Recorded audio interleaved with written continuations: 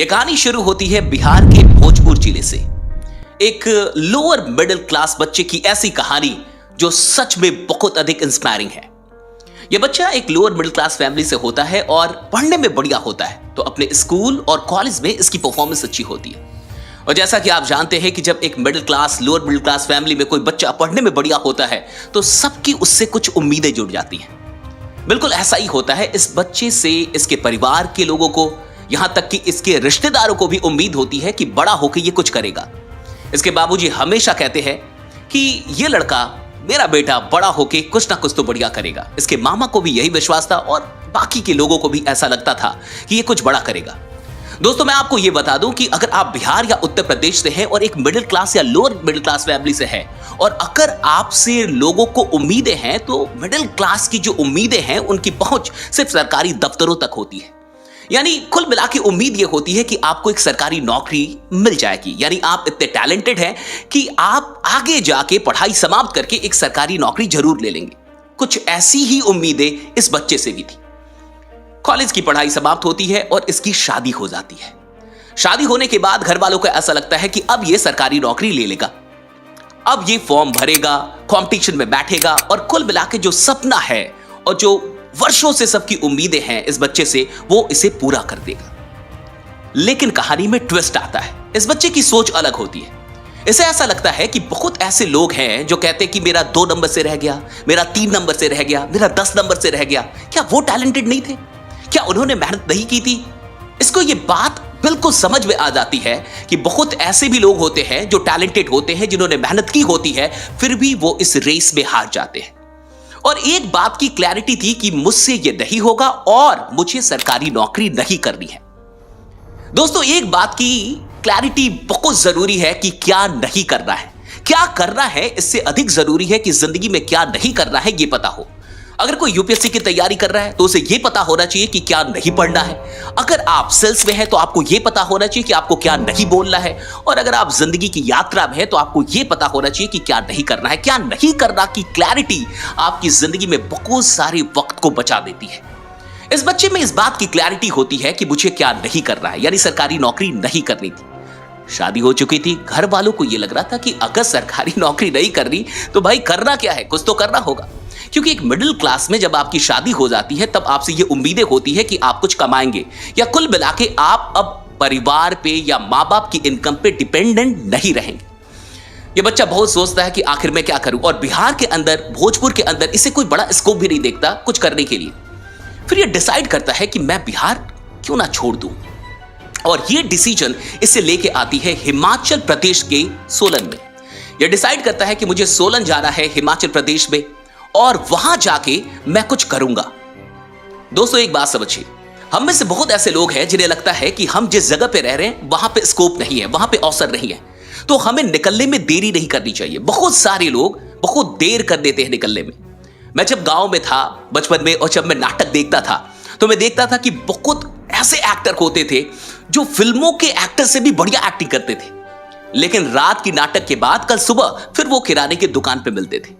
क्यों? क्योंकि वो मुंबई नहीं गए। रिस्क तो लेना होगा। अगर आपके अंदर कोई टैलेंट है या फिर आपको ऐसा लगता है कि वो जगह आपके लिए पर्याप्त नहीं है, तो उस जगह को छोड़ने में देरी मत कीजिए। बिना रिस्क लिए कुछ बड़ा हासिल कभी नहीं होगा। यह बच्चा बिहार को छोड़ के हिमाचल प्रदेश के सोलन में पहुंचता है, और यह कहानी है 2012 की। 2012 में महज 13,000 रुपए के साथ और अपनी पत्नी सारा के साथ यह पहुंचता है एक अजनबी शहर में। एक अजनबी शहर में जब आप जाते हैं तो सबसे बड़ी चैलेंज होती है सर्वाइवल की। जब भी आप कहीं जाएंगे ना अजनबी शहर में, तो पहली जो चुनौती होगी वो होगी सर्वाइवल की, यानी जिंदा रहेंगे तब तो कुछ बड़ा करेंगे। और इस सर्वाइवल की चुनौती को निपटने के लिए ये दोनों ही लोग नौकरी पकड़ते हैं। और ये नौकरी कहां पकड़ते हैं? एक कपड़े की दुकान पे। जी हां, यह बच्चा यह भी कहता है कि मैं हिमाचल प्रदेश में इसलिए गया क्योंकि वहां दूर दूर तक कोई रिश्तेदार नहीं था, तो मैं क्या कर रहा हूं, नहीं कर रहा हूं, यह कोई देखेगा नहीं। एक कपड़े की दुकान पे दोनों ही नौकरी करते हैं 2500 और 4500 की वेतन पे। यह बच्चा पढ़ने में बढ़िया था और चूंकि एजुकेटेड था तो बहुत लोग को ऐसा लगता था कि यह कपड़े की दुकान में बढ़िया परफॉर्म नहीं कर पाएगा, लेकिन यह पर्दे की फिटिंग, पर्दे की कटिंग, सारी चीजें वहां भी बेस्ट देता है। सारी चीजें बढ़िया चल रही थी और संडे को इनका ऑफ रहता है, तो ये दिमाग लगाता है कि क्यों ना संडे को भी कुछ किया जाए। और ये अपने मालिक से परमिशन लेता है कि मुझे परमिशन दीजिए कि मैं संडे को अपना काम कर सकूं। मालिक को भी कोई प्रॉब्लम नहीं होती कि ठीक है, अगर तुम्हें संडे को कुछ करना है तो तुम कर लो, मुझे कोई प्रॉब्लम नहीं है। ये अपनी वाइफ के साथ मिलके आइडिया खंगालता है कि क्या कर सकते हैं, और फिर ये आइडिया निकलता है, ये बड़ा ही इंटरेस्टिंग है, ये आइडिया निकलता है कि हम फड़ लगाएंगे, यानी रोड के किनारे फेरी जो लगता है, फड़ लगता है, वो लगाएंगे और कुर्तियां बेचेंगे। अब यहां से एक बहुत बड़ी सीख है। बहुत सारे मिडिल क्लास के लोग को ऐसा लगता है कि यह काम छोटा है, मैं रोड किनारे जाके कुछ बेचूंगा नहीं, कुछ करूंगा नहीं। लेकिन एक बात याद रखिएगा, अगर आपको जिंदगी में जायज पैसा कमाना है तो मेहनत तो करनी पड़ेगी। कोई काम छोटा बड़ा नहीं होता, नजरिया छोटा या बड़ा होता है। इन्हें कपड़े का ही काम आता था क्योंकि कपड़े की दुकान में नौकरी कर रहे थे, इसलिए कुर्तियां बेचने में शर्म नहीं की। और ये एक बड़ी अच्छी बात कहते हैं कि जब मैं सोलन आया तो मेरा यह सपना नहीं था कि मैं बड़ी गाड़ियां लूंगा, बड़ा घर लूंगा। मेरा सपना यह था, मेरी नीयत यह थी कि कुछ ऐसा करूंगा कि मेरे मां बाप को मुझ पे फक्र हो, मेरे समाज को मुझ पे फक्र हो। और बचपन से ही इनके पिताजी ने इनको यह सिखाया था कि इज्जत कमाना, पैसा तो कोई कमा लेता है, और जब आप पैसा कमाने के लिए बाहर निकलते हैं ना, तो कई बार आप अपने एथिक्स से समझौता करते हैं, आप गलत रास्ते पे जा सकते हैं। लेकिन जब आपके दिल में यह रहता है कि मुझे इज्जत कमानी है, तो आप गलत रास्ते का चुनाव नहीं करते, आप धैर्य रखते हैं, परिश्रम करते हैं, मेहनत से भागते नहीं आप। यह बच्चा रोड किनारे फड़ लगा के कुर्तियां बेचना शुरू करता है संडे के संडे। इसमें एक बड़ी अच्छी बात है कि सारा यानी कि इनकी वाइफ बहुत अधिक मदद करती है। सुबह में आती है फड़ लगाने के लिए, फिर जाती है, घर का सारा काम करती है, लंच बनाती है, शाम में फिर आती है फड़ को क्लोज करने के लिए, और फिर ये हिसाब करते हैं रोज, और जो कमाई होती है उसको सेलिब्रेट करते हैं। ये संडे को किसी रेस्टोरेंट में जाते हैं, किसी होटल में जाते हैं, और उस छोटी सी कमाई को भी सेलिब्रेट करते हैं। दोनों बड़े खुश रहते हैं। सारी चीजें बढ़िया से चल रही थी, everything was going very well. लेकिन कुछ दिनों के बाद वो जो कपड़े की दुकान पे नौकरी चल रही थी, वहां से सैलरी मिलनी बंद हो जाती है। 1 महीने, 2 महीने, और ऐसे करके 2013 में लगभग 16,000 तक की सैलरी इन्हें नहीं मिलती है।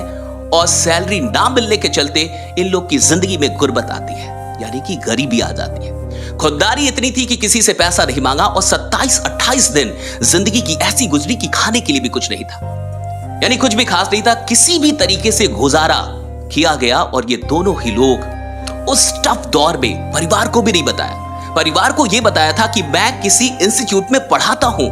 दोस्तों, एक सीख मिलती है, कई बार हमें परिवार से झूठ बोलना पड़ता है। इस बच्चे ने भी झूठ बोला कि मैं किसी इंस्टीट्यूट में पढ़ा रहा हूं, क्योंकि अगर ये बोलता कि मैं कपड़े की दुकान पे काम कर रहा हूं और रोड किनारे कुर्तियां बेच रहा हूं, तो शायद परिवार को दुख होता।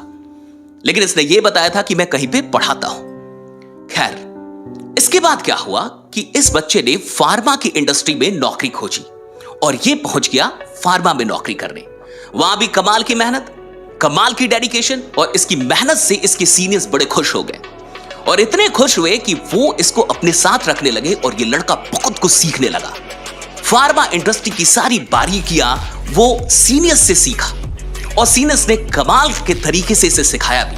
वो बड़ी मदद कर रहे थे इसकी, सारी चीजें बढ़िया चल रही थी। लेकिन 2016 और 17 में एक ऐसा इंसिडेंट होता है जिसे सुन के आपको बड़ा मजा आने वाला है। इंसिडेंट ये होता है कि एक रिश्तेदार आ जाता है, और ये रिश्तेदार कौन होता है? इनकी बहन, जो कि डॉक्टर, और वो अपने हस्बैंड के साथ सुन्नी फेयर तब हिमाचल प्रदेश में लगा हुआ था, उस समय वो आती हैं अपने हस्बैंड के साथ और देखती हैं कि ये सड़क किनारे फड़ लगा के कुर्तियां बेचता है। जरा सोचिए, हम में से अधिकतर लोग के रिश्तेदार कैसे होते हैं। अगर आप कोई काम कर रहे हैं और पता चल गया छोटा काम कर रहे हैं, वो आपको बड़े ही अलग तरीके से ट्रीट करते हैं, बढ़िया ट्रीटमेंट आपके साथ नहीं करते हैं। लेकिन इनके जो जीजा जी थे, वो कहते हैं कि अगर मेरा भाई यहां बैठ सकता है तो मैं क्यों नहीं बैठ सकता। और फिर चारों लोग बैठ के कुर्तियां बेचते हैं। चारों लोग, उस दिन जिन लोगों ने इनसे कुर्तियां खरीदी होंगी, शायद उन्हें यह भी ना पता हो कि यहां कोई डॉक्टर भी है। सोच के देखिए, मैं कहता हूं कि यह बहुत बड़ी सीख है। किसी के पास जाइए ना, और अगर उसके काम के बारे में पता चले तो बस ये देखिए कि वो काम जायज है कि नहीं। ये मत देखिए कि काम छोटा है या बड़ा, क्योंकि ये तो नजरिया है। हर काम दूसरों की सहायता करता है और जिस काम से दूसरों की सहायता होती है वो छोटा काम होता ही नहीं है। और इसके जीजाजी ने जाके घर पे बताया कि वो ऐसा कर रहा है और बहुत अच्छा कर रहा है, हमसे भी बढ़िया पैसा कमा रहा है। घर वालों को तब जाके पता चला, यानी 2016-17 में। खैर, वहां जहां नौकरी कर रहा था फार्मा में, वहां से भी कुछ बहुत बड़ा नहीं हो रहा था। तो इन दोनों ने सोचा कि क्यों ना हम लोग कुछ अलग करें। तो इन लोगों ने एक बिजनेस शुरू किया। किसका? कपड़े की दुकान का।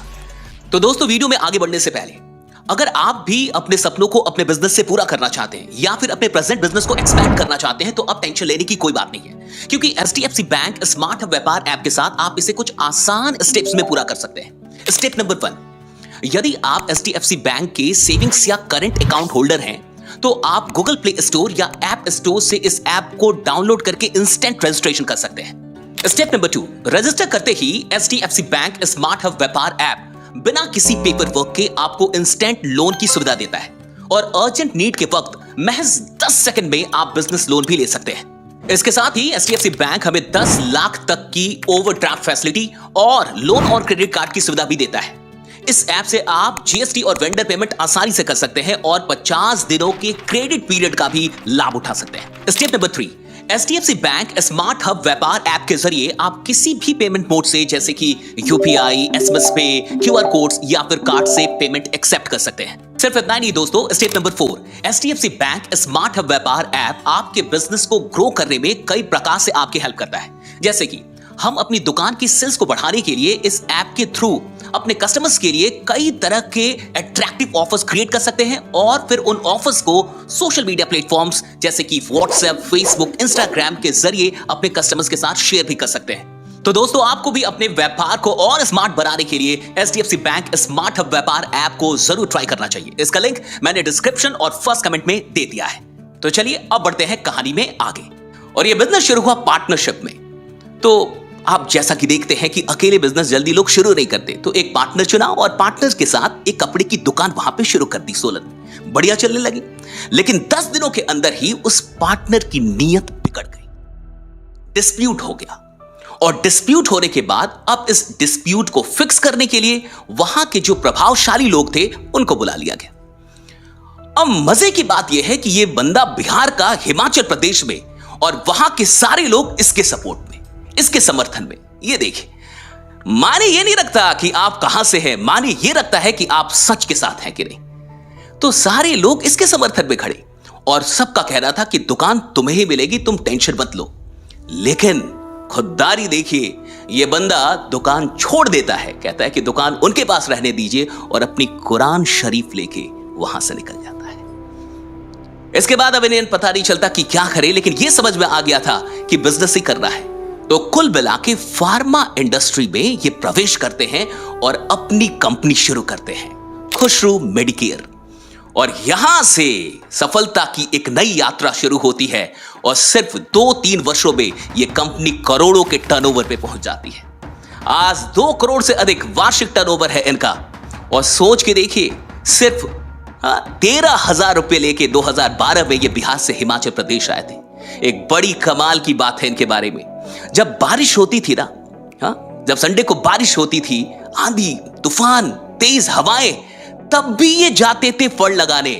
तो इनकी वाइफ इनसे कहती थी कि आज तो सेल भी नहीं होगा और आज ऐसे भी बारिश है, आप भीग जाएंगे, तो फिर क्यों जा रहे हैं।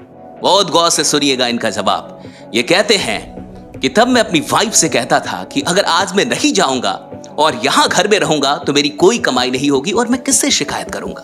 लेकिन अगर मैं जाऊंगा, मेहनत करूंगा, ईमानदारी से अपना काम करूंगा, तो कुछ हो ना हो, अगर मेरी कमाई नहीं भी होती तो मैं अल्लाह से शिकायत कर सकता हूं। और ये जायज शिकायत है कि मैंने मेहनत की, मैंने अपना एफर्ट लगाया, मैंने ईमानदारी से अपना बेस्ट दिया, लेकिन मुझे कुछ नहीं मिला, तो मैं शिकायत कर सकता हूं। और कहते हैं कि इसी शिकायत के चलते अल्लाह ने मुझे बहुत कुछ दिया। दोस्तों, अगर सच में हम अपनी जिंदगी में कंसिस्टेंट हार्ड वर्क करें तो किसी भी सफलता को प्राप्त कर सकते हैं। कहते हैं ना कि खुदा उन लोगों पे फिदा हो जाता है जो मेहनत करना नहीं छोड़ते। अगर आप मेहनत का दामन पकड़ के रखेंगे तो एक दिन ईश्वर आप पे मेहरबान होगा ही होगा। मुझे इससे ये कमाल का दर्शन मुझे लगा कि शिकायत किससे करेंगे। बहुत लोगों को मैं देखता हूं 4 दिन काम करेंगे, 5वें दिन स्वाहा। हाँ, 2-4 दिन मोटिवेशन में रहेंगे, 2-4 सप्ताह बहुत अच्छा काम करेंगे, उसके बाद फिर से वही हाल है उनका। देखिए, लगातार मेहनत करनी होगी। अगर आप सच में किसी मंजिल को पाना चाहते हैं तो चलना लगातार होगा, रुकना नहीं होगा। अगर आपने कोई लक्ष्य बनाया है तो एक बात अपने दिमाग में डाल लीजिए कि मुझे लगातार मेहनत करनी है। कभी रिजल्ट मिलेगा, कभी नहीं मिलेगा, कभी मन करेगा, कभी मन नहीं करेगा। परिस्थितियां कैसी है सवाल इसका नहीं है, सवाल इसका है संकल्प कितना मजबूत है। और अगर संकल्प स्ट्रांग है तो आप हर मुश्किल को आसान कर देंगे। यह कहानी थी आतिफ आलम की, बिहार का एक नौजवान जो बिहार छोड़ के हिमाचल प्रदेश आता है और 13,000 रुपए से अपनी जर्नी शुरू करता है। और 10 वर्षों के अंदर आज 15-16 लोगों को नौकरियां देके, यानी उनके साथ काम कर रहे हैं, उनको सैलरी दे रहा है। जिसे खुद कभी सैलरी ना मिली, आज वो दूसरों को सैलरी दे रहा है। हर चीज संभव है, सवाल इसका है कि संकल्प कितना मजबूत है। दोस्तों, आप बिजनेस कर रहे हैं या किसी कंपटीशन की तैयारी कर रहे हैं, एक बात समझ जाइए, आपके दिल में चाहत होनी चाहिए, अंदर से ये बात आनी चाहिए कि मुझे ये काम करना है। मजबूरी में किसी काम को मत ढोइए। अगर दिल से लगता है कि इस काम के लिए आप बने हैं और कुछ बड़ा कर सकते हैं तो करते रहिए। अच्छा, ये भी जरूरी नहीं है कि पहली बार में आपको अपने मन के मुताबिक काम मिल जाए। ये कहते हैं कि अगर मुझे वो दुकान से ना निकालता, अगर वो डिस्प्यूट ना होता, तो मैं कपड़े की दुकान पे बैठा रहता, आज इतनी बड़ी कंपनी का एमडी ना होता। तो हर वो चीज जो आज आपको लग रहा है कि आपके साथ गलत हो रही है, आगे जब आप भविष्य में पहुंचेंगे तो आप उसके लिए शुक्रिया अदा करेंगे। हर उस इंसान को जिसने आपका डिसरिस्पेक्ट किया है, हर उस इंसान को जिसने आप पे शक किया है। इसलिए जो होता है अच्छे के लिए होता है। बने रहिए, जमे रहिए। और अगर ये वीडियो अच्छी लगे तो इसको शेयर करके जाइएगा, कमेंट करके बताइएगा क्या ऐसी और कहानियां आप सुनना चाहते हैं। बाकी अगर ये वीडियो आपने अभी तक मेरी नहीं देखी तो इस वीडियो को जरूर देख लीजिए, चैनल को सब्सक्राइब कर लीजिए। ऐसी ही वीडियोस को लगातार देखने के लिए बने रहिए, जमे रहिए, क्योंकि आपका जीतना सुनिश्चित है।